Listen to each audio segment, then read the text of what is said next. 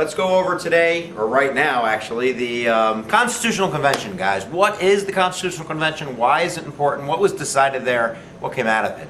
Well, first of all, the Constitutional Convention is the meeting place to write the new Constitution. We remember, hopefully from the last lecture, that the Articles of Confederation failed miserably due to the weakness it gave to the federal government. So here we are in Philadelphia in 1786, rebuilding a new Constitution and throwing the other one out. So the Constitutional Convention really has, I guess, three main ideas. One of them is compromise. And the first compromise we need to go over is the Great Compromise, also known as the Connecticut Plan.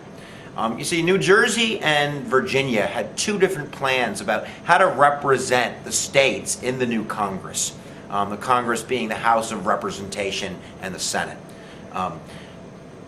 I just gave the answer away. Let's back up a little bit. New Jersey wanted a Congress that was built on the idea of equality. New Jersey was a small state, so they wanted representation equally.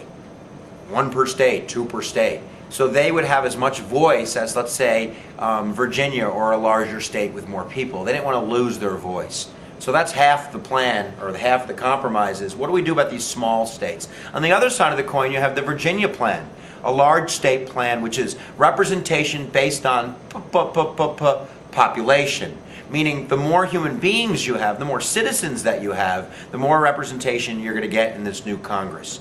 So both plans freak the other side out. So the Great Compromise, or the Connecticut Compromise, named after Connecticut, who brokered the deal, is the creation of a bicameral legislature, or as we say in the English language, a two-house Congress. So in the Congress today, we have a House of Representation, which is based on population. Each state gets a number of representation based on how many people live there. So I think the current number in New York is like 34, 35, 36. Alaska is 1. California is 54. And those representational numbers actually have a lot to do with the Electoral College, how we elect the president. The Senate, on the other hand, is 2 per state. So that's going to make New Jersey happy. And of course, in order to pass a law, you need both houses. So you need the small state house, the House of Representation, the Senate, and the large state house, the House of Representation. So that's the Great Compromise, the creation of a two-house Congress to make small states and large states feel welcome. That compromise leads us to the next compromise, which is the 3/5 compromise, another ugly stain on the American soul. The 3/5 compromise deals specifically with how do you get the number for population for the House of Representation.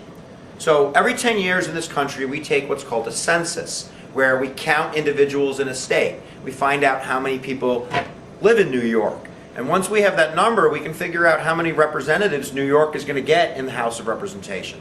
So here's the problem. The problem is slavery. The South wants to count its slaves as human beings, as citizens per se. Even though they have no rights, they can't vote, they're enslaved human beings, the South is jumping up and down going, this is a real person, a real citizen. Why? They want that guy to count because they know if slaves count, their numbers go up, they get more representation, and then they can protect the institution of slavery. On the other hand, the North is going, whoa, wait a minute. You can't count your slaves. That's going to give you unfair representation. Slaves should not be counted. Can you figure it out? 3/5? Disgusting. For every 5 slaves, the southern states were given 3 citizens to count towards the census. And then that population is what determined representation in the House for southern states. So the southern states really come out, I think, on top on this one. They're getting representations for people who can't vote, who have no say. And then they're going to use that representation to keep those people enslaved. It blows the mind. So, Great Compromise. Make sure you get that magic word. Say it real close. Representation. And of course, the 3/5 compromise, which is also representation-based. So, we have one more compromise, my friends. This compromise is between, really, our 2 first political parties. The Constitution, there's 2 types of people. There's Federalists, Federalists like Alexander Hamilton. Federalists who believe in strength, in federal power, in the ability to make laws like economic institutions in order to get things done. In fact, Hamilton baby, is the father of the National Bank, an enormous economic institution which is going to dictate the flow of money in the country for the beginning of our history. So we have the Feds on one side, I guess that's the Feds, and on the other side you have the anti-Feds, like the Thomas Jeffersons of the world, the ones who remember what it was like to live like Tina Turner. The ones who still fear Ike, the ones who are still worried that a strong federal government is going to come in and is going to overtake their rights and crush them. So the anti-Feds refused to sign the original Constitution. They threw the pen down. They said, no, I'm not going to do it. So the Feds said, well, what is it going to take to get you guys to sign that document? And Jefferson, even though he's not there, but the anti-Feds say, I'm not doing anything until you give me some individual freedoms that you're going to protect. So, where is it? The Bill of Rights. This is the last compromise. The Bill of Rights is a compromise between the anti-Feds and the Feds. The anti-Feds are given the Bill of Rights, the first 10 amendments to the Constitution, so they can feel secure, that they have a shield, that they have protection against daddy, against the federal government. So, let's do a few of the Bill of Rights before we go. You ready? Here we go. First Amendment. You ready? Let's do it with me. Freedom of speech, religion, press, assembly, petition or protest. First Amendment, 5 fingers, 5 freedoms. Second Amendment, do it with me. Put your thumb up, your index finger out, that's 2, bang, bang. The right to bear arms, being necessary for a militia, shall not be infringed. Let's skip to 4. Fourth Amendment. Roly-poly, get your 4, bend them. Open up, it's the police. This would be privacy. This is where our warrants come from, probable cause. Fifth Amendment. The right to remain silent, among other things. Eighth Amendment, chains, cruel and unusual punishment. And my favorite, well, not my favorite, but one of my favorite is the 10th Amendment. So the 10th Amendment is going to be represented by this chair. And if we put this chair down, even though you can't see it, I'm going to kick it. And that is the concept of reserved powers, the last seat in the restaurant. I told you I'd do it a million times. Federalism, our form of government, is the division of power between the feds and the states.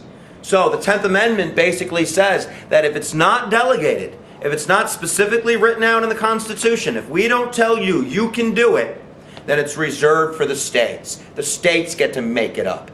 So we can take reserved powers and we can look at marriage laws. Each state has its own unique way of defining marriage and rules. We can look at, another instance might be education. Each state has its own way of funding public schools and of setting requirements. Elections. Each state has its own way of ballots and running elections. These are reserved powers. So delegated, war, taxes, interstate commerce. Reserved, state power, marriage, elections.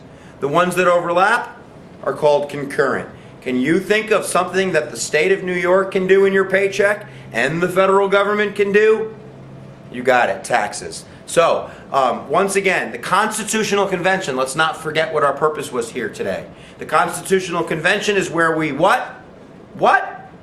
Write the new Constitution after the failure of the Articles. 2 compromises. The Great Compromise created a, what's that? What do you say? A 2-house Congress or a bicameral legislature. House of Representation based on population, and a Senate, 2 per state. The last compromise is between the Feds, the strong guys, and the anti-Feds, the Tina Turners of the world. The compromise, of course, is the Bill of Rights. So there you go, guys. The Constitutional Convention is what got us our flexible Constitution. It's what got us our form of representation, our form of federalism, and we're going to say that's all, folks. So have a bright, lovely day, and we'll see you soon.